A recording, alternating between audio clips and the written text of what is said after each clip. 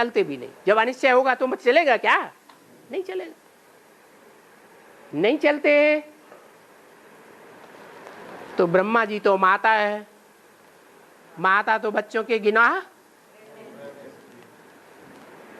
माफ कर देती है, लेकिन बाप सारे गुनाह माफ नहीं करता।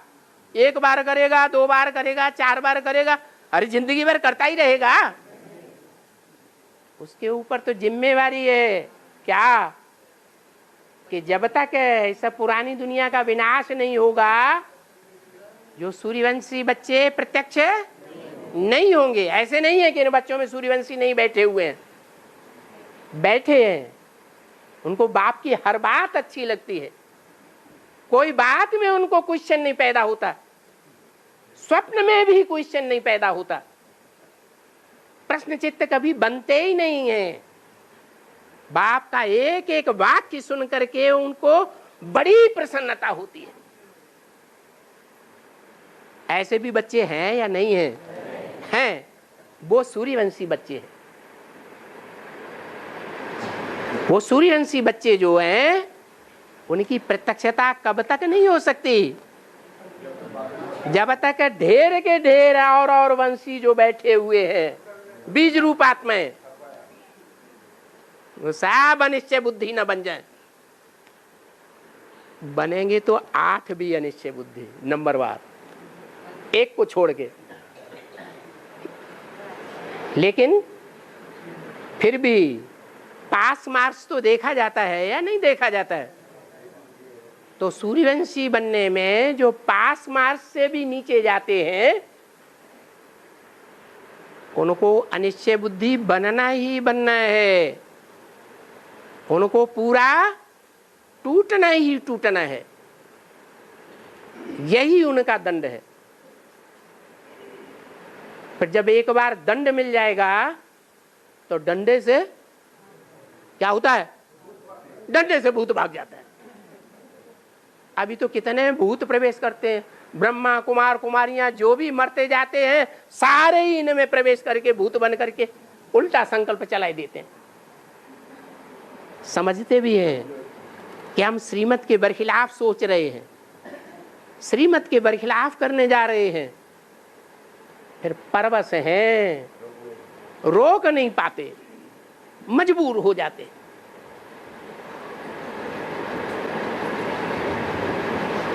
और हाँ,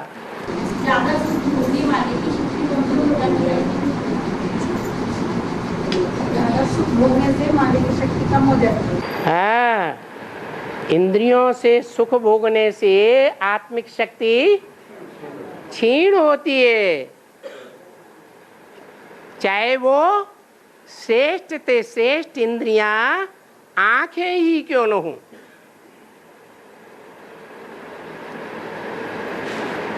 पहली पीढ़ी सतयुग में जो राधा कृष्ण जैसे बच्चे होते हैं, वो जब अपने बच्चों को जन्म देंगे तो कौन सी इंद्रिय का सुख लेकर के बच्चे देंगे? आंखों का सुख लेके बच्चे पैदा करते हैं, इसलिए उनकी भी चौथाई कला कम हो जाती है। सुख भोगने से आत्मा नीचे गिरती है। हाँ, ज्ञानेंद्रियों का सुख भोगने से धीरे धीरे नीचे उतरना होता है, और भ्रष्ट इंद्रियों का सुख भोगने से आत्मा तेजी से नीचे गिरती है। ये अंतर है। और सत्यम शिवम सुंदरम है? सत्यम शिवम सुंदरम। हाँ, अरे सत्य होगा तो कल्याणकारी होगा, और झूठ होगा तो अकल्याणकारी होगा। क्यों? क्योंकि नासते विद्यते भावो, जो असत है वो तो होता ही नहीं है। झूठ को पांव नहीं होते हैं, भाग जाता है, टिकता नहीं है। और सत्य सत्य अडिग रहता है। इसलिए बाप की पहली चुनाव की जो स्थिति है वो बच्चों के लिए सत्यता है। जिनमें अंदर बाहर की सच्चाई है वो बाप से पहले वर्षा लेने के अधिकारी है, वो ही कल्याणकारी बनेंगे। सिर्फ बंगाल के कल्याणकारी नहीं, महाराष्ट्र के कल्याणकारी नहीं, कर्नाटक के कल्याणकारी नहीं, सारे विश्व के कल्याणकारी बनेंगे। क्योंकि सत्य को ही शिव कहा जाता है।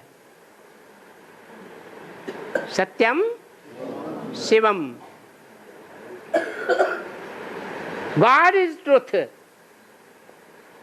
जो सच्चा बाप क्या है? सच्चा बाप क्या है? सत्य है। सत्य माने ज्ञान। सत्य का ज्ञान ज्ञान है या असत्य का ज्ञान भी ज्ञान है? सत्य का ज्ञान ही ज्ञान है। बाप आके क्या देता है? सत्य देता है। तुमको सारी दुनिया, हमको सारी दुनिया झूठ सुनाती रही और बाप आकर सत्य देते हैं, सच्चाई हमको सुनाते हैं और वो है ही सत्य। तो सत्य बाप क्या करता है? सत्ययुग की स्थापना करता है। और झूठे धर्म गुरु, झूठे धर्म पिताएं क्या करते हैं? सच्चखंड बनाते हैं या झूठ खंड बनाते हैं? झूठ खंड की दुनिया बनाते हैं।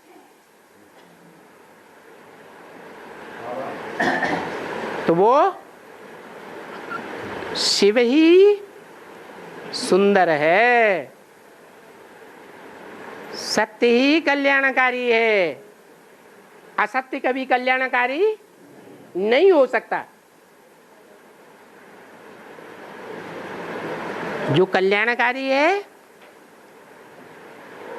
वो सारे विश्व के लिए कल्याणकारी है, या देवताओं के लिए कल्याणकारी है, असुरों के लिए कल्याणकारी नहीं है?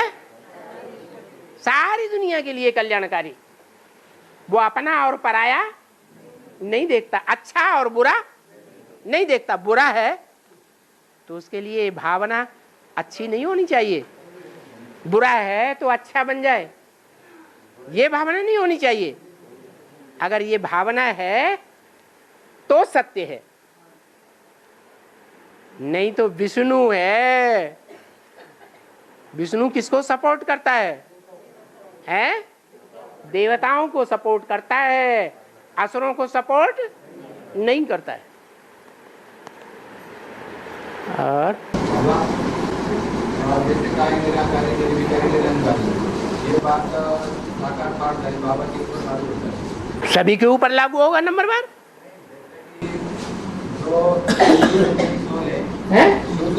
जब प्रवेश करते हैं तो साकार निराकार की याद करने के लिए बाबा निकालते, बाबा सुनाते हैं। जो बात आती है निराकारी निर्विकारी निरंकारी, तो बाबा कहते हैं कि निर्विकारी बनता भी निर्विकारी बनता है। अगर ये बात साकार में शिव भी आता है तो अगर ये बातें साकार में शिव के ऊपर लागू करेंगे, निराकारी निर्विकारी निरंकारी, ये बात कैसे लागू होगी? कैसे लागू होगी? जिसको याद करेगा वैसा नहीं बनेगा। जो राम वाली आत्मा है वो निराकारी निर्विकारी निरंकारी आप समाज नाम से जोड़ा गया, तो शिव का नाम शंकर से जोड़ा होता है। हाँ, समान बनता है तब तो जोड़ते हैं। तो लेकिन जो शिव सुप्रीम सोल है वो साकार में भी आएगा, साकार में भी आते तो निराकारी निर्विकारी निरंकारी, ये बातें हमारा जब लागू करेंगे तो राम वाली आत्मा के ऊपर लागू होगी ना। तुरंत कैसे लागू होगी? प्रैक्टिस करनी पड़ेगी, या बिना प्रैक्टिस के अपने आप हो जाएगा? प्रैक्टिस के बाद ही होगा, लास्ट में। हाँ, ये अभ्यास है, योगाभ्यास। ये योग का अभ्यास जो करेगा तो जितना अभ्यास करेगा उतना निराकारी, निर्विकारी और निरहंकारी बनेगा। ये बात, अभ्यास की बात शिव के ऊपर लागू नहीं होती। ये किसके ऊपर लागू होती है? देहधारी साकारी के ऊपर लागू होती है। बात आती है निराकारी, निर्विकारी, निरंकारी, ये बात भी साकार में जब शिव आने के बाद दूसरे के ऊपर लागू होती है। साकार बात प्रैक्टिकल करते हैं उसके ऊपर लागू होती है। जब आएगा साकार में प्रैक्टिकल पार्ट बजाएगा तभी दुनिया मानेगी या इम्प्रैक्टिकल को मानेगी? है प्रैक्टिकल पार्ट बजाएगा। इसीलिए तो वाणी में बोला है, जब तुम बच्चों की निराकारी अव्यक्त स्टेज बनेगी तो तुम्हारी अव्यक्त स्टेज ही बाप को प्रत्यक्ष करेगी। बोला है कि नहीं? तो नंबर वार है उसमें। आगे रखते तो जो बाप आगे रखा है, हाँ वो आत्मा बाबा कहते हिम्मत से बच्चे मदद है बाप। हाँ ये बात तो जो परम्पराधारी उसके ऊपर भी लागू होती है। हाँ वो पुरुषार्थ करने वाली आत्मा तो राम वाली आत्मा है। हाँ पुरुषार्थ उससे परे है, शुरू तो उससे परे है, साकार में नहीं आएगा तो उससे परे है, वो गिनती में नहीं आता है। हाँ सारी बातें जो है निराकरण और जो भी गायन आता है फिर वो प्रैक्टिकल पार्ट बजाने वाली जो आत्मा है उसके ऊपर उसी तरह गायन की बात आ जाती है। जब संपन्न बनेगा तब गायन होगा, पूजन होगा, या संपन्न बनने से पहले ही हो जाएगा? हाँ, तो अभी संपन्नता नहीं है, इसलिए संपन्नता नहीं है तो वो बात भी नहीं है जो बोला है। जो देखे आंखों से और जो कानों से दो शब्द भी सुने उसके मुख से अनायास ही निकल पड़े मेरा बाप आ गया। ये बात अभी है, अभी तो नहीं है। और बाबा एक बात आती है, और बाबा चलो है, जैसे कि बात है जो धर्म पिता है, धर्म पिता है, धर्म पिताओं के अंदर ऊपर से आने वाले जो सोल प्रवेश करती है, ऊपर से आने वाली जो सोल प्रवेश करती है तो वो परमधाम से आई हुई सोल उसके अंदर इतनी पावर होती है तो उसके आजू बाजू की आत्माएं जो है वो भी उस स्टेज को जब वो बैठे तो उस स्टेज को प्राप्त करती है। जब शिव सुप्रीम सोल जो है जब बाप के अंदर प्रवेश करते हैं, मनुष्य के पिता के अंदर जब प्रवेश करते हैं, शिव सुप्रीम सोल जो है जब मनुष्य सृष्टि के पिता के अंदर जब प्रवेश करता है शिव, हाँ, तो वो तो सर्वशक्तिमान की जहाँ बात आती है तो ये बात फिर किसके ऊपर लागू करेगा? क्योंकि वो तो पावरफुल आत्मा है उसकी। जब वो साकार में जब आएगा उसकी पावर इतनी होगी कि उसके बाजू में बैठी हुई आत्माएं अपने आप निराकार स्टेज को प्राप्त करेगी। हाँ हाँ हाँ, अपने पुरुषार्थ से ही निराकारी स्टेज को प्राप्त करेंगी। भगवान जो है वो किसी का पाप पुण्य ले लेता है क्या? नहीं लेता। बाबा कहते तुम बच्चों से पुरुषार्थ कराने वाला भी मैं हूँ। हाँ, करणहार भी वही है। करणहार शरीर के द्वारा है या सिर्फ आत्मा फुदुक फुदुक करणहार के ही जाएगी? है हाँ, शरीर के द्वारा ही करणहार है और शरीर के द्वारा ही उन ब्रह्मा कुमार कुमारियों को पुरुषार्थ कराने वाला भी है, क्योंकि वो नहीं करना चाहते। अब पुरुषार्थ उन्हें भगवान के ऊपर विश्वास नहीं रहा, वो नहीं करना चाहते, लेकिन बेसिक नॉलेज दुनिया वालों को देना जरूरी है या नहीं है? जरूरी है। इसलिए एडवांस पार्टी की तरफ से उनके ऊपर फोर्स पड़ रहा है, तो बड़े बड़े प्रोग्राम करते हैं दुनिया वालों को आकर्षित करने के लिए बेसिक ज्ञान में। बाकी उनकी अंदरूनी इच्छा खत्म हो गई। उनकी अंदरूनी इच्छा पैसा कमाए जाओ, अपनी पावर बढ़ाए जाओ, विनाश हुआ हुआ न हुआ न हुआ तो हम कम से कम आराम से अपनी जिंदगी तो जिएंगे। जब राम वाली आत्मा अपनी संपन्न स्थिति को प्राप्त करती है तो बच्चों को सृष्टि के फौर से उनको उस स्थिति को ले उस स्थिति में ले जाती है, निराकारी निरंकारी में। क्योंकि बच्चे तो अपने पुरुषार्थ में कितना भी आगे बढ़ेंगे कभी बाप के सहयोग के बिना तो वो आगे बढ़ ही नहीं सकते। हाँ। जब तक बाप उनको दृष्टि से नहीं खींचता है तब तक वो अपनी संपन्नता को प्राप्त कर ही नहीं सकते। बाप सबको एक साथ खींच लेगा, एक ही स्टेज में खींचेगा, या जितने उन्होंने पुरुषार्थ किया होगा, प्रैक्टिस की होगी, उनको नंबर वार आगे उठाएगा, नंबर वार उठाएगा। ऐसे थोड़े ही जिसको दृष्टि दी वो सभी ऊपर उड़ते चले जाएं।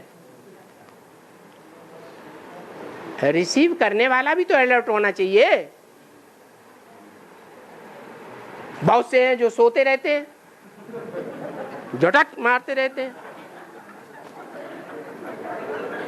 और तो और सामने बैठ करके झटक मारते हैं।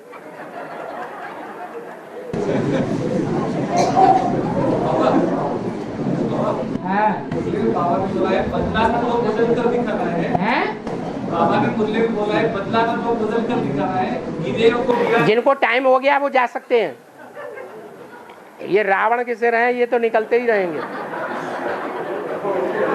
हाँ बोलो। बाबा ने मुरली में बोला है कि बदला का तो बदल कर दिखाना है। हाँ गिरेरों को गिराने उसे उठाना है। हाँ। बदला लेने की भावना किस तरह पे ज्यादा होती है? विदेशी लोग जो हैं वो बदला लेते हैं, या जो पक्के स्वदेशी होते हैं वो बदला लेते हैं? हैं? विदेशी बदला लेते हैं। हाँ।